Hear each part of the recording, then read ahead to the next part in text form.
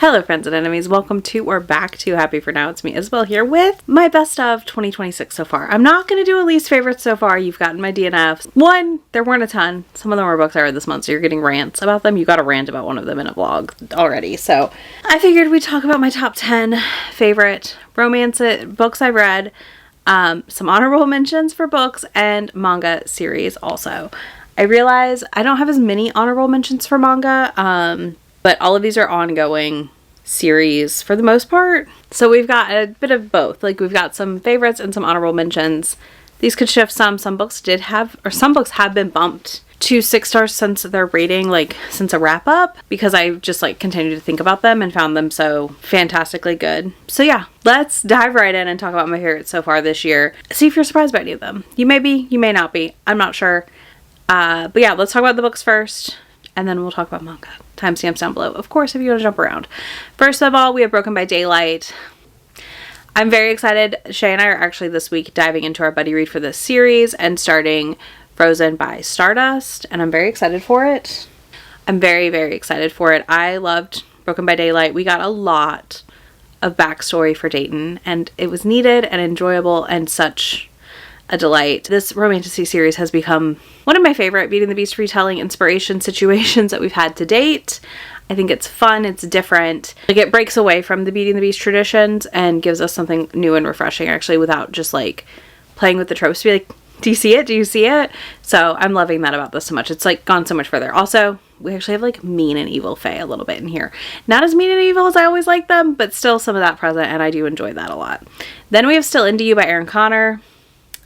I don't talk about it a ton, but I am married to someone who has toured and done band stuff, and all that good jazz, and does not do that now.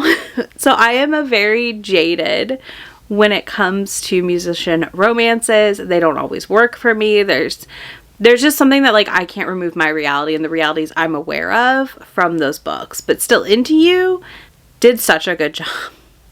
Erin Connor, for a second novel, for their sophomore novel, killed it. And I'm so excited for everything else they write, because they already gave me a celebrity romance, which is not my favorite thing that I loved. And then they gave me a rock star romance, which is again not my favorite thing I love, and wowed me. So I'm pumped for whatever else Erin Connor puts out. I cannot wait. But this follows a journalist following a band as they go on their last tour or record their last album, really. And she had a fling with the singer of the band a long time ago, and it follows that journey of them like reigniting the flame. And it is so good. And it talked a lot about, I think, the things we don't see enough in rock star romances sometimes, which is the addiction issues and the mental health issues. We've lost quite a few people in our lives from that time to mental health issues. So, yeah, it's a lot. And I don't love it. Like, I don't love not seeing that represented in some ways, and like always seeing it be this like idealized fun thing that it's not constantly. Anyways, fantastic book. I loved it so much. Highly recommend. Then I read Embrace by Belle Cabra. This is the finale in her Collide series, and this absolutely had to make the list because it was one of the first books I read with dementia on page after losing my dad. I just kind of decided to rip the band-aid off. Probably a little too soon, I'm not gonna lie to you, but I also just wanted to read this book so badly, and I couldn't imagine not reading it. Like, so I just kind of dove head first.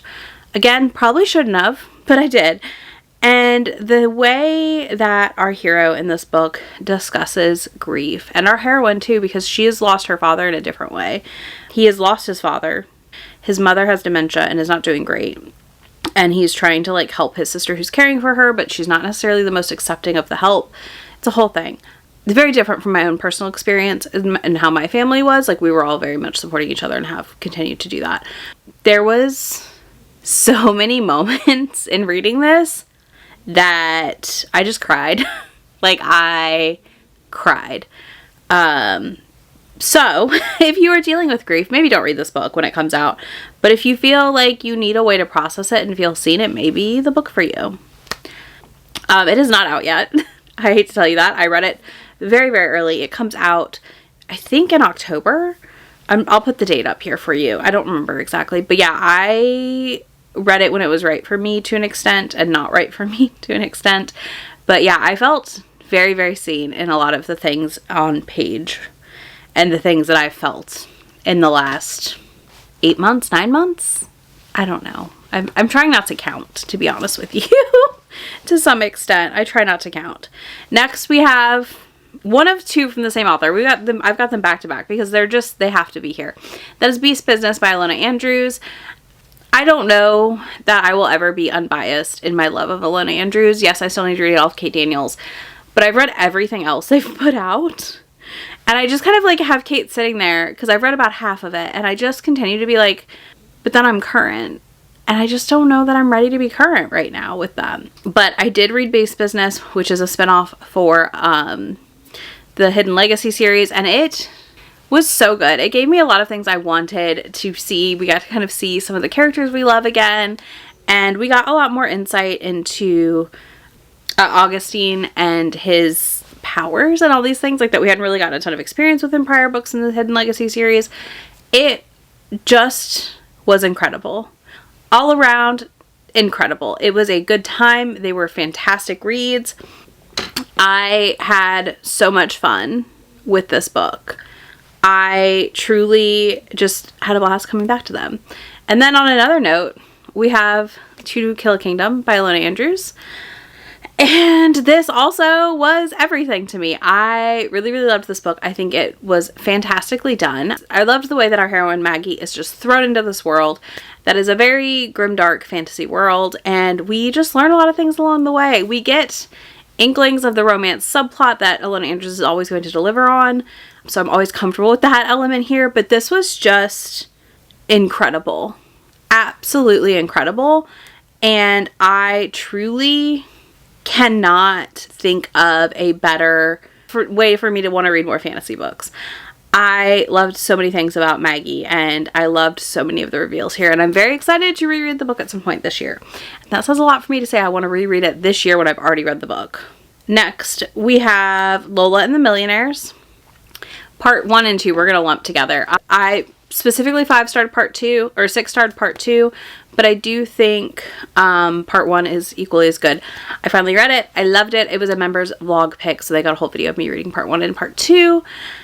And I just couldn't put these books down. Literally, I could not put the books down to save my life. I don't think you could have moved me. If I had not audiobooked these for some of it, I don't know that I would have moved. Like, I think I would have sat down and finished these books start to finish in like a 24 to 36 hour period.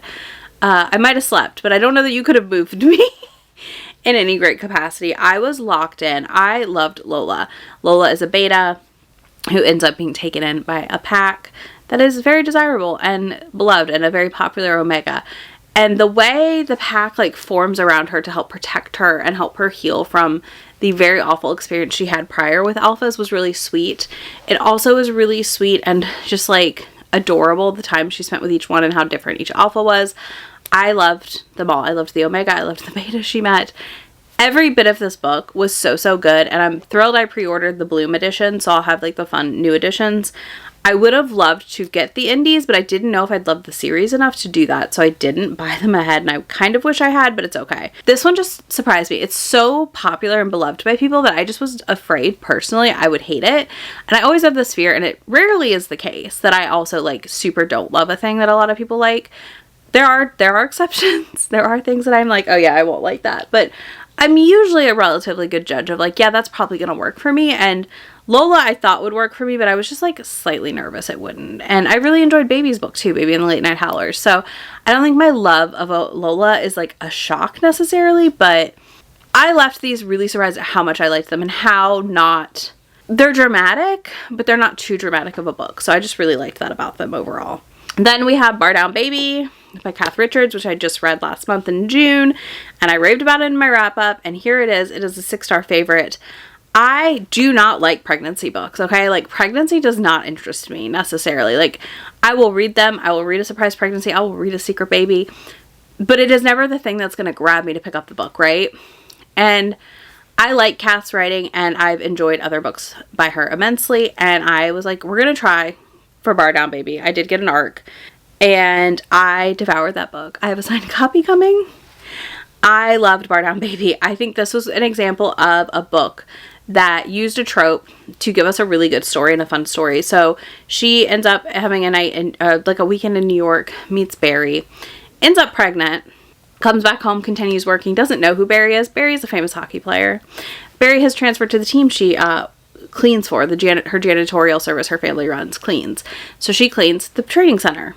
And Barry sees her and is like, what do you mean you're pregnant? And it goes on from there. He gives up living in his fancy apartment to live at her house that needs renovations. He works really hard to make sure Hannah sees her worth, understands that he doesn't devalue what she does for work, and also, like, is there just to support her through the pregnancy, whatever that means for her.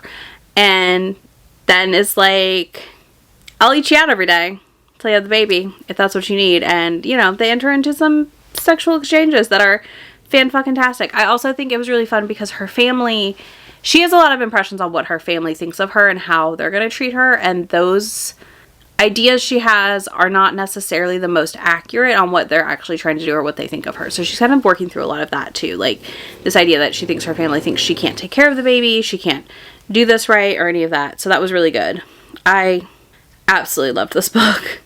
And last but not least, the next one we have before we get to honorable mentions that could end up on favorites lists. Again, any of these could end up on my end of year favorites. I don't know. It's Left Forever by Tara DeWitt. I cried. Another one that made me cry. And I don't cry a lot of books. I don't cry a ton. I'll get teary-eyed, but I don't like cry. This book made me cry. I sat in my car and like wiped away some tears.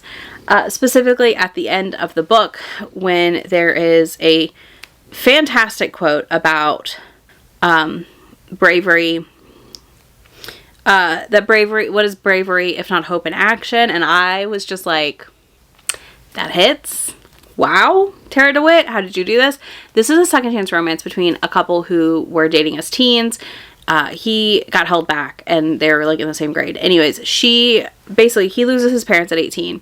He takes on raising his siblings, the Bird family, which Sage is in book 1. Her name is Ren, so it's like kind of meant to be, right? But Ren and Sage are buddies. Ren takes on the helping raise his siblings and care for them and be a support structure for them. And him and Ren have a baby at like 18, and now the son is going off to college. And in going off to college, they embark on a bit of a road trip to take the kid and drop him off early, and a road trip home and do some stops along the way. But also, he has been writing her letters back from fires that he's been fighting. She wrote a letter asking about these horses, and he ended up responding and hasn't revealed who he is, that he is the respondent to her yet. So we have to work through that. We have to work through their marriage mess up and what drove them apart and what is going to bring them back together. And I just thought it was a wonderful example of growing together, even though they were apart, and how you kind of have to make choices when you're in a marriage. And I really loved that representation here in that book. I think that some marriage in trouble or second chance marriage books don't focus enough on that, and I felt like this focused heavily on it, and I absolutely am obsessed with the two of them together. I think they're fantastic in everything. So thrilled to have read it. Thrilled. I'm floored. I can't wait to read the next book in the series and see what I think of it.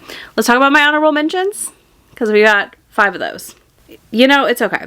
We have Potshot by Laura Piper Lee. This is a debut, and this is a very strong debut. I really, really liked this book.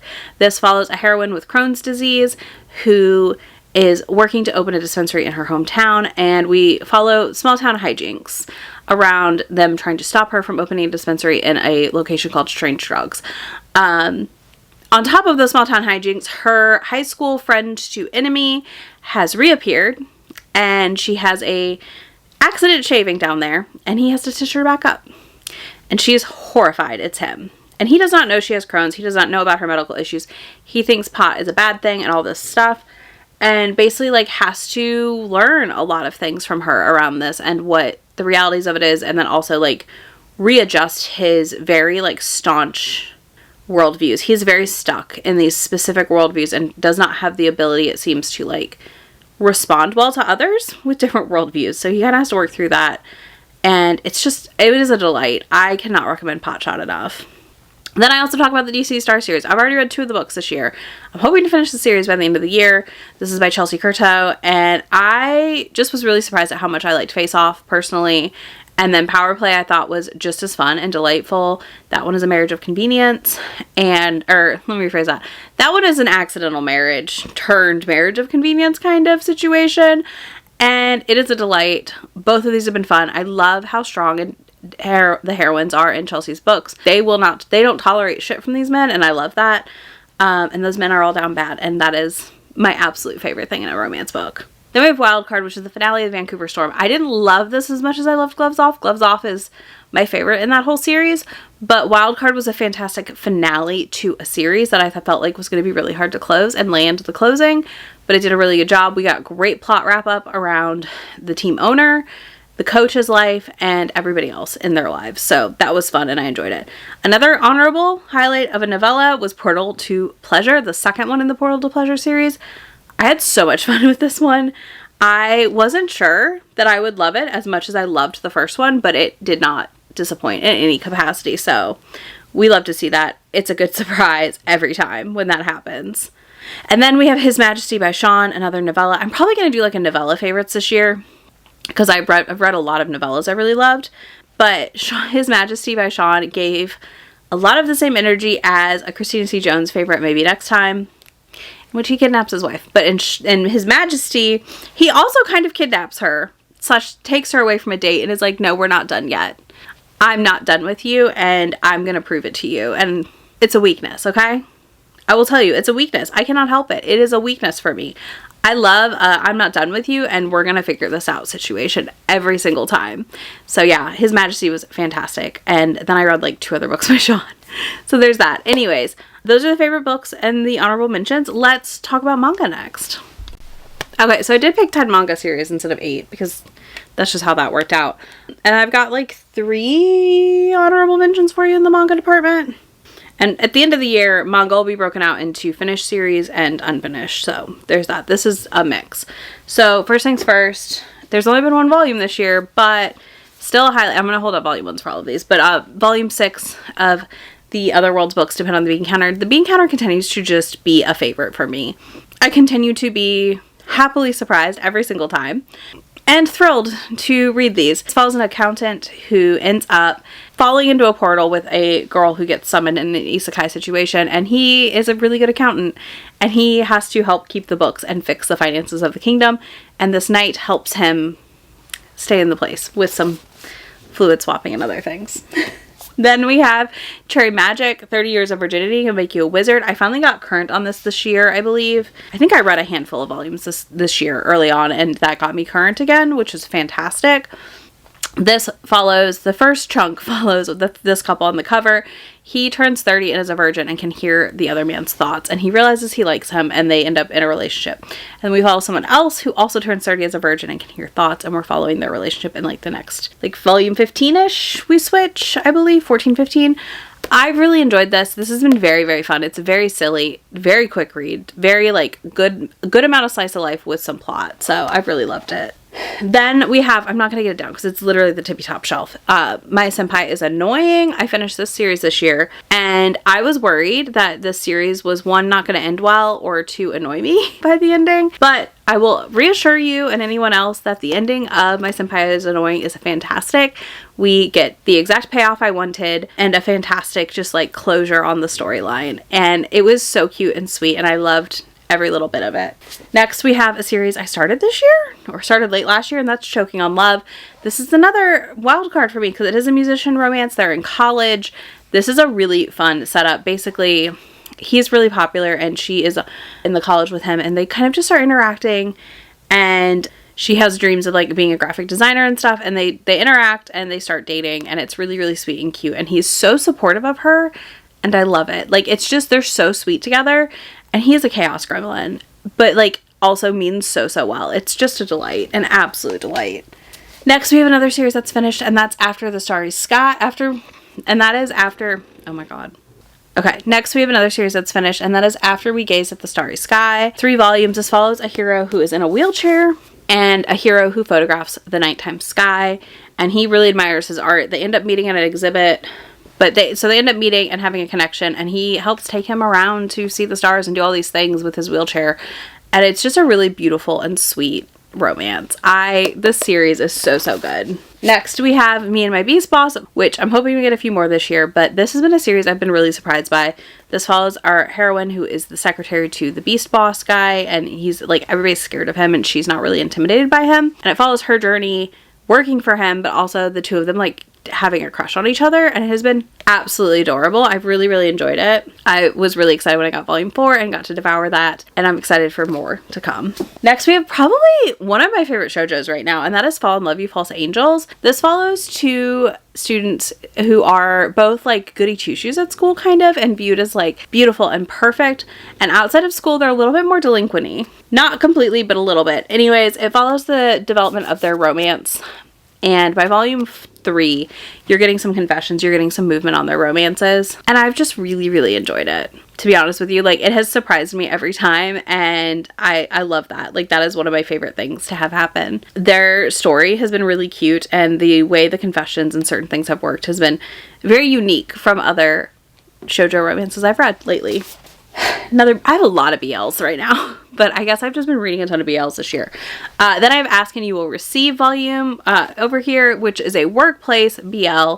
Our hero here, one of them, he kind of goes to work in a disguise, so people don't know how hot he is. And in doing so, he also goes to a bar all the time, and at that bar, he looks like this, and he runs into a coworker who is viewed as the prince out and about, and it's their romance situation. And the 3 volumes I've read so far have been fan-freaking-tastic, and I'm kind of hoping we get, I haven't checked how long it's going to be, but I'm hoping it's a slightly longer series, because I think there's some room for that. And a lot of BLs I feel like are 3 volumes and done, so, or one shot, so I'm very excited to read more.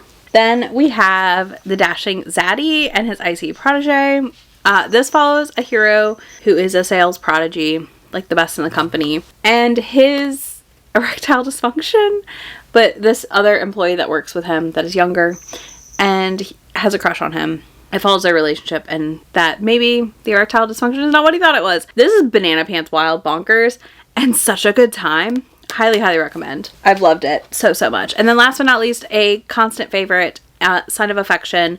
We are nearing the end of the series. I just read volume 11. I just read volume 11, and I do believe we're going to be done in a handful of volumes here at most. I've seen spoilers, let's not talk about them, but yeah, I think the end is near, and I've just loved this relationship, their dynamic, the growth they've had. The last volume involves some working through some friendship crush, like old childhood crush situation, and truly it was just precious, and I loved it. Let's talk about my three honorable mentions. Most of these I say are honorable because like only two of them are 3 volumes, and we just haven't got enough. So we have Magical Girl Dandelion, which has been everything I wanted. There's only 2 volumes of this so far. There are more chapters on the Viz app, which I have not read yet, but this has been a fantastic magical girl. She has befriended this shadow monster and has the magical girl awakening, and they hunt the shadow monsters, and it's a lot of tension around that. It's really good. We're only at 2 physicals right now though, so I can't like say it's a full-blown favorite. We can't say it's a full-blown favorite until I've read at least 3 or 4 volumes. Then we have The Demon King is Way Too Overprotective. This is complete at 3 volumes, finished this year, and I had a lot of fun with this. This follows our heroine who has been reincarnated over and over, and he finds her in every life. The only reason it's honorable and not in the favorites, I would say, is because I wished that we had like a little more fleshing out of the plot, but overall it was a really good book and a really good setup. And last but not least, we have Bride of the Death God. Volumes 1 through 3 are out so far. This was a huge surprise this year. Volume 1 to where we are in Volume 3 is a very different story, and I think it really reinforces the idea that like sometimes you do need to read 3 volumes of this series to know if you're gonna like it or not, and this is exactly that. This is a great example of that. I truly don't know that I would have expected it to go where we're at right now, and I'm loving it, but I'm really intrigued to see where else we go because I'm just not sure. But this very well could end up on my favorites for 2026. All right, y'all, that's everything. Oh my god, peas. I've lost my shirt sleeve to the cat. All right, y'all, that is everything. She's here. She bopped the mic for the last few seconds of this. I apologize, but you know what? I'm not refilming. You're a menace. She's like, I am not a menace. Look at that face. That's everything. Let me know your favorites of the year so far, books and manga, all that stuff. And if you don't want to do that, you can leave me a flower emoji, because I feel like the last book in particular, Bride of the Death God, has a lot of flowers on the covers, which I love. As always, you can find links for all of these books down there in the description box, as well as links to where I find anywhere on the internet that I am. And I'm gonna go turn the camera off because she's not stopping. Oh my god. It's fine. I will talk to y'all soon and see you in the next video. Bye! Already packing, come with me. I'm not really asking. We'll get away to a place where we don't know. About to see the world in action, what we can be. Life with no distractions. We'll get away. This is what we waited for.